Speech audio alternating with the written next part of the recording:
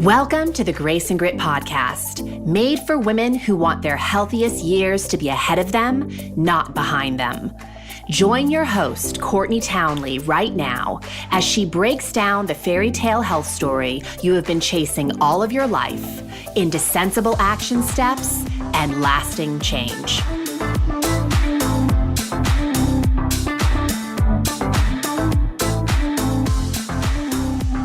Hello, my friends, and welcome to the Grace and Grit podcast. This is your host, Courtney Townley, and as always, I am so grateful you are tuning into this show today. And I'm really grateful for those of you who reached out to give me feedback about the past episode. There was a lot of great feedback. And I really hope to have more conversations like the one that we had in episode 251. If you missed that episode, I had invited 5 members of my Rumble and Rise community to talk about their journey with me inside of that space and how they think about health differently and the skill sets that we work on that are very different from what you may be introduced to in other parts of the wellness industry.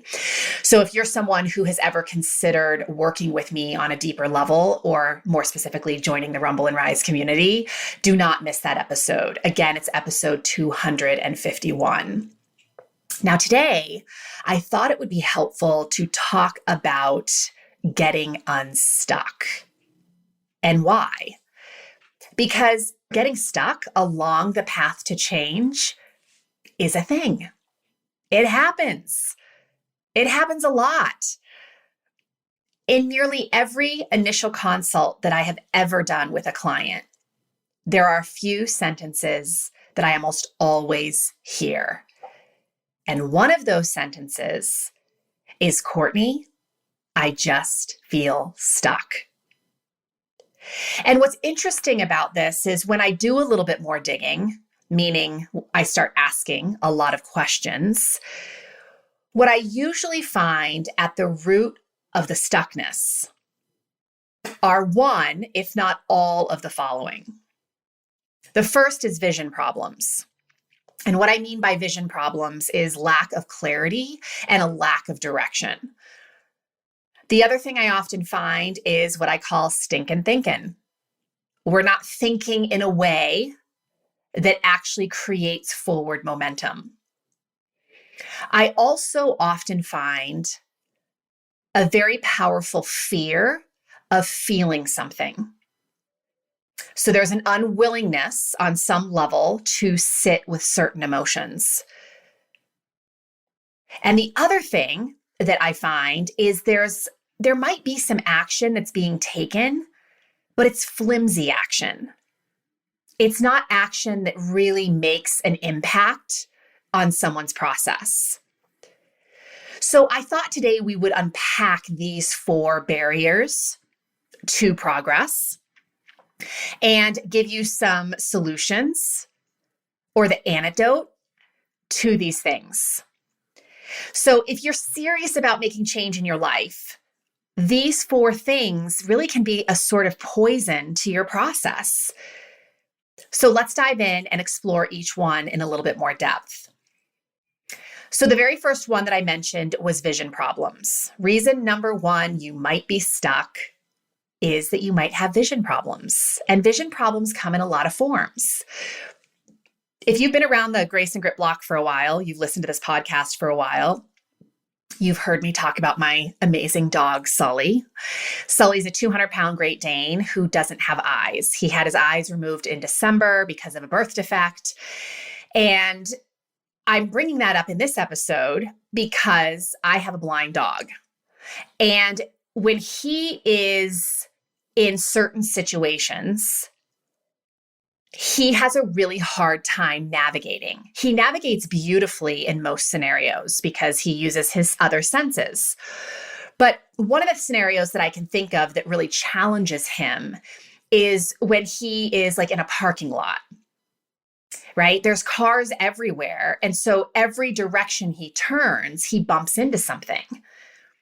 When we're in a really dense forest, he has a hard time navigating because there's so many obstacles and he can't see. So really, anytime we're in a crowded space, he tends to struggle the most. So, of course, that's usually when we are his seeing eye humans most robustly. We have him on a leash and we're guiding him through those obstacles.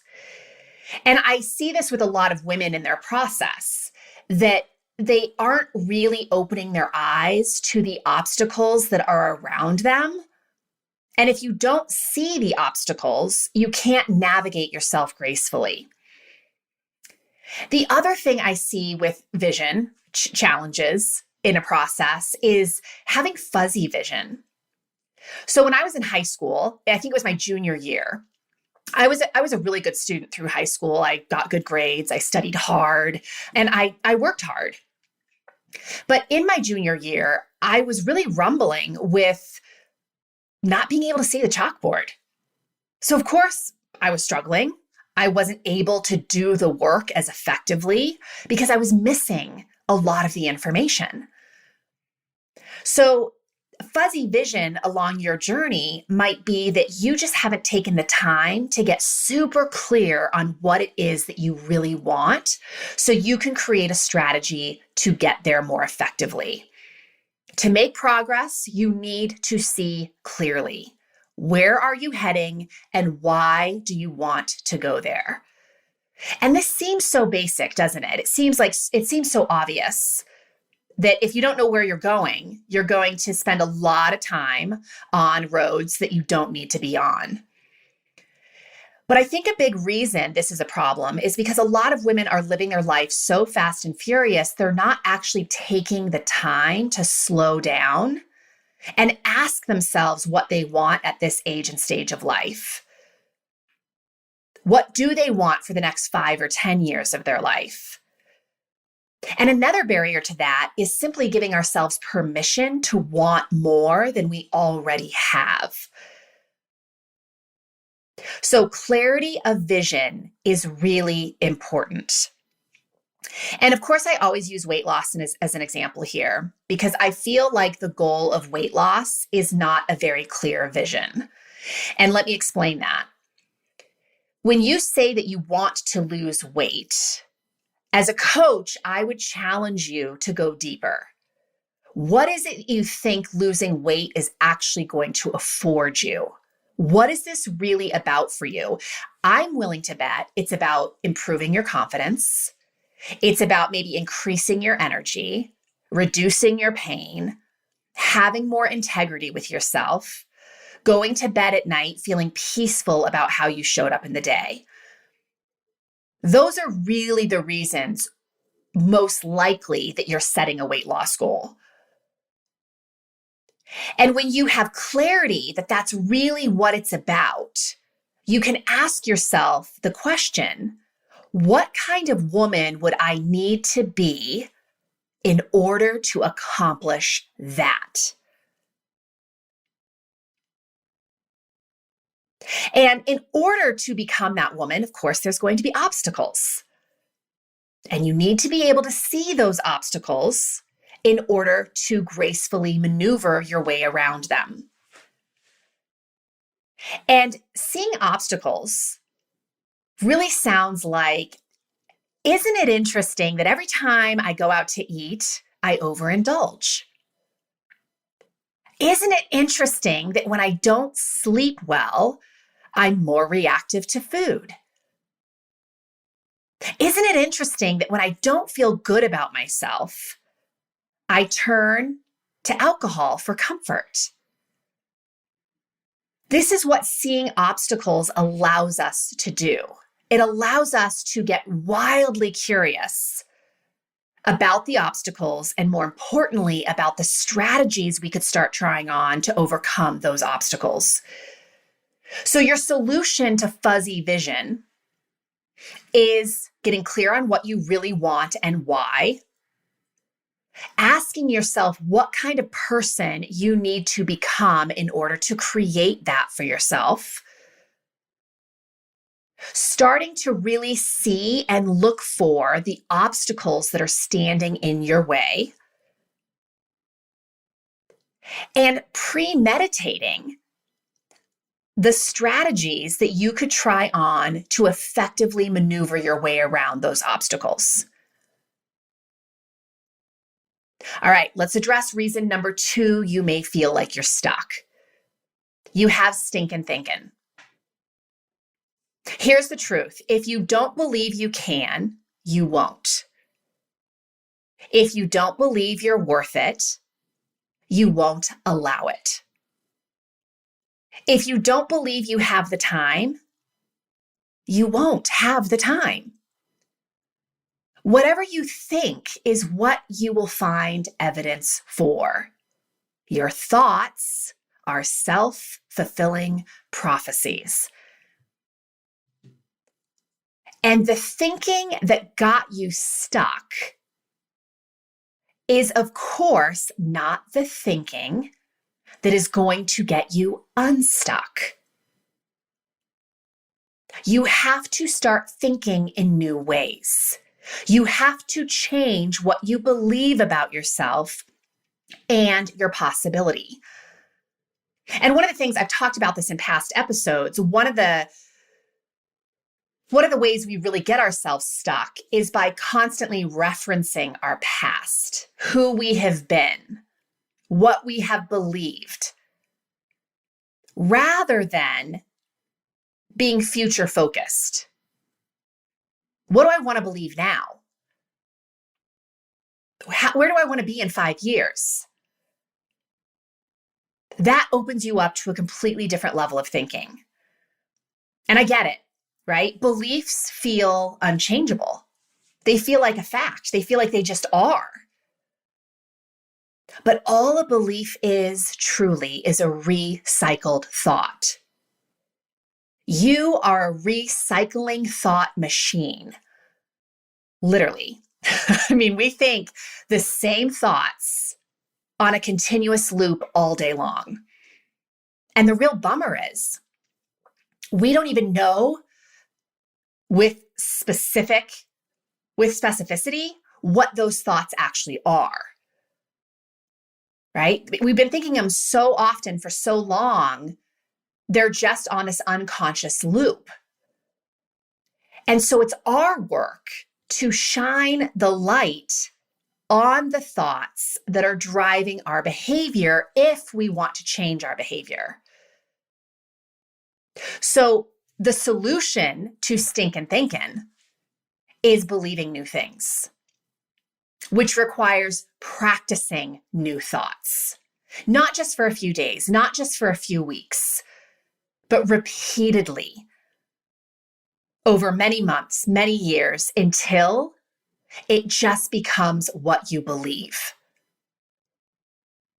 So in order to initiate that process, you've got to get to know your thoughts.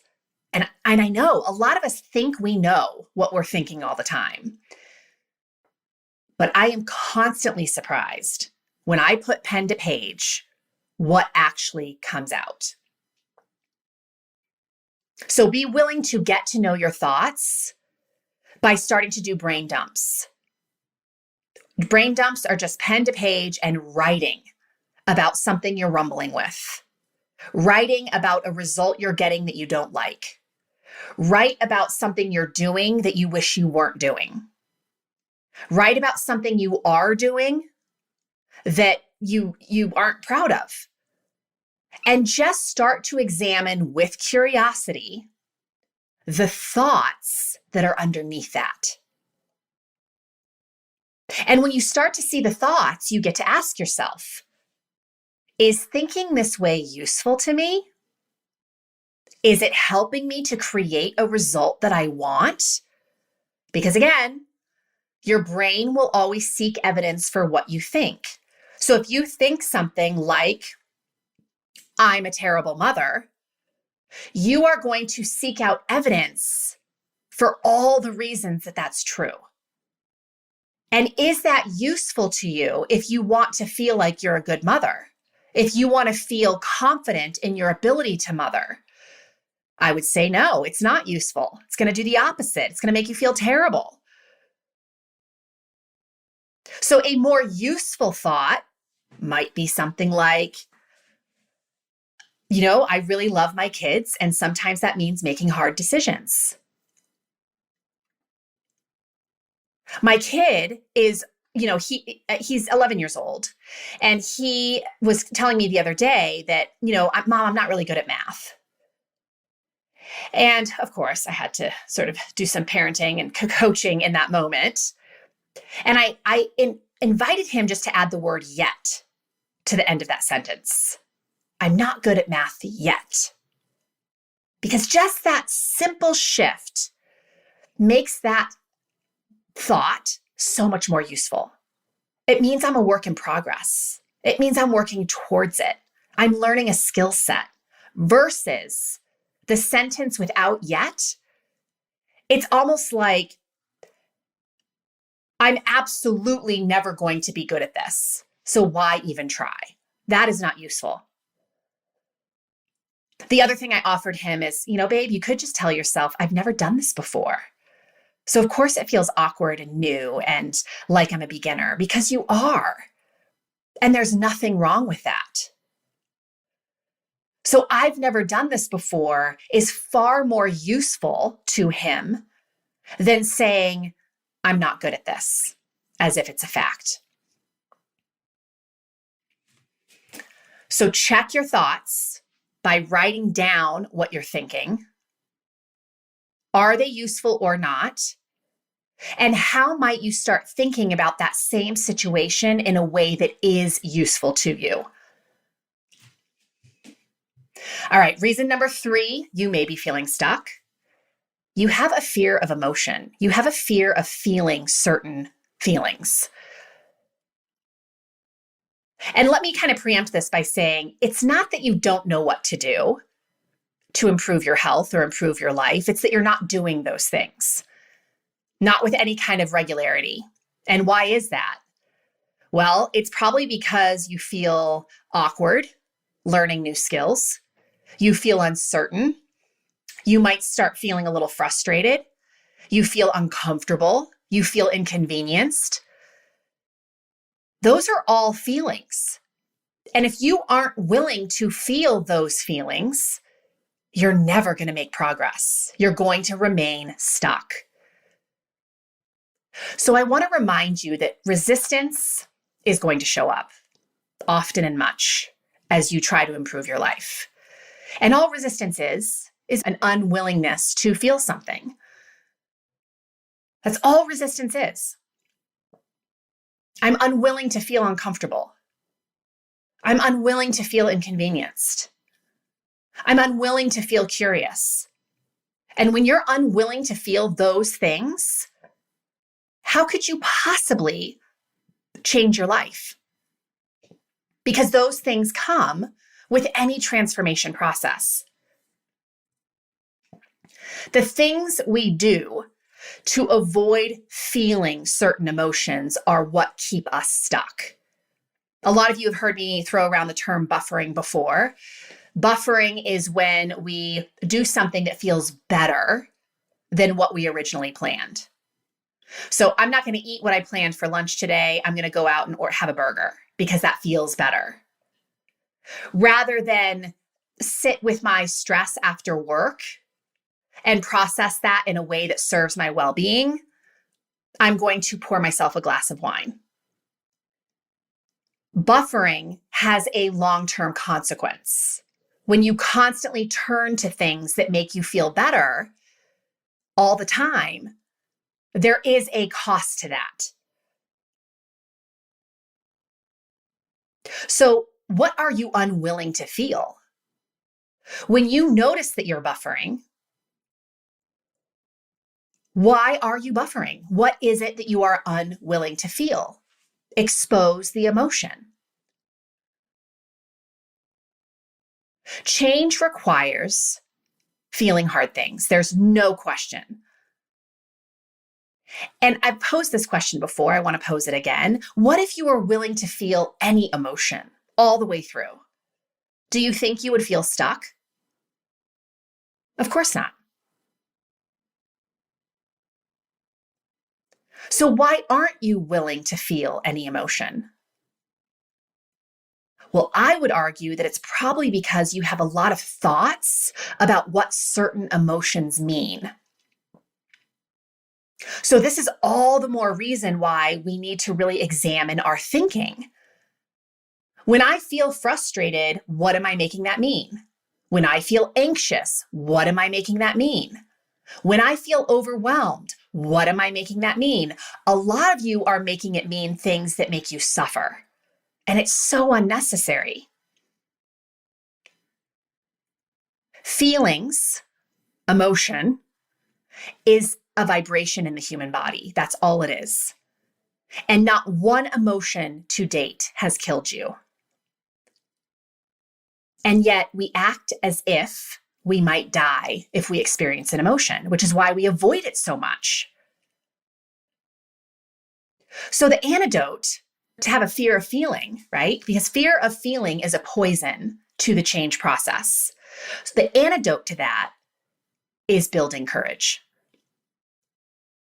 Start noticing where you don't keep promises to yourself.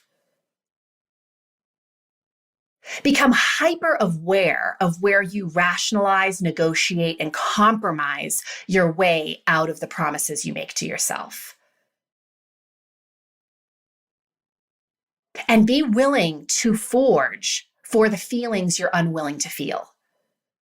Because the reason you're not showing up, the reason you're not following through, the reason you're not keeping the promises you make to yourself is because there's something you're unwilling to feel emotionally. And it's so powerful to start recognizing that. All right, reason number 4, you may be stuck. You're taking flimsy action. It goes without saying that taking no action, of course, is going to always keep you stuck.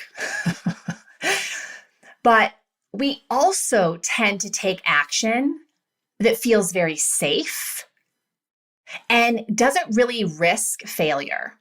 I've called that before in the past passive action. Today I'm referring it to as flimsy action. Flimsy action is really, it's consumption. It's a form of trickery. And what I mean by a form of trickery is you trick yourself into thinking that you're actually doing something that matters. When in reality, what you're doing is hiding behind an action that really isn't moving you anywhere. So that might be doing a lot of research online. It might be reading a book. It might be listening to this podcast. It might be signing up for a gym membership, but never going. It might be talking to a lot of people about the change you want to make, but never actually putting rubber to the road. So we need less consumption of information and more application of information. Strong action versus flimsy action is action that requires you to risk failure. It either moves you in the direction you want to go, or it teaches you something. So let's just say I make a strong decision this week to go to a certain exercise class 3 times. And after my second class, I realized that I really don't enjoy the class. So if I don't enjoy something, I'm obviously not going to keep going. Now, I could call that failure, right? Like I committed to something and now I'm just totally failing because I don't even like it. Or I could just tell myself, wow, I just learned something about myself. I really don't enjoy this type of class. I had to be willing to risk failure, risk not enjoying it in order to figure that out about myself. Versus I keep researching classes online. I keep telling all my friends I'm going to start, but I never do. I can't learn anything there. I can't progress there. So strong action is something that either moves you or teaches you. And strong action requires strong decision making. And I think this is partly why we don't take a lot of strong action. We don't make strong decisions. We kind of, we're kind of in, but we're also kind of out. It's like we want to commit, but we also want to leave all this room for freedom to make whatever choice I want whenever I want to make it. And change doesn't happen that way. Change happens by being all in, making a strong commitment that this is what I'm doing, period. So if you are noticing right now that you're taking a lot of flimsy action, it's not really action that's either moving you or teaching you. It's not risking failure. Another way of identifying if you're taking flimsy action is that you're super comfortable. And the antidote to that is making strong decisions and taking strong action, action that risks failure, action that either moves you or teaches you. So if you're feeling stuck right now, I just want you to consider today, what did you hear in this podcast that may be true for you? Does your vision feel fuzzy? Do you lack clarity? Is your thinking a problem? Are there certain emotions that you really are avoiding intensely, which is causing you to stay stuck? Or are you taking action that really isn't moving you anywhere because it's not strong action? Maybe all of those things resonate for you. They do for a lot of my clients. So my second question to you is, what are you going to do about it? Once you see the reason for being stuck, my hope is that you will do yourself the favor of creating a strategy for getting unstuck. And if you need help with that, I say this in every podcast, this is the work that we do inside of Rumble and Rise. These are the types of things that we develop so you can stay the course, so you can get unstuck. So if you are someone who needs a helping hand in any or all of these areas, go to graceandgrit.com/ready to rumble, and you can join us at any time. There is no right time to join us. You sign up, you get access to my entire consistency code program, which I always recommend as a really powerful starting place because it gives you a framework for organizing and structuring yourself. And then there is an enormous library of masterclasses that do a deep dive into skill sets that will help you to get unstuck. I hope this was helpful, and I hope I'll be seeing you inside the arena sometime very soon. All right, my friends, I'll see you next week. Take care.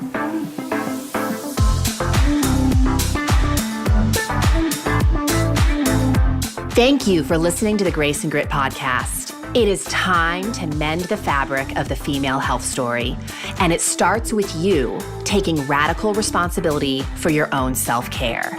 You are worth the effort, and with a little grace and grit, anything is possible.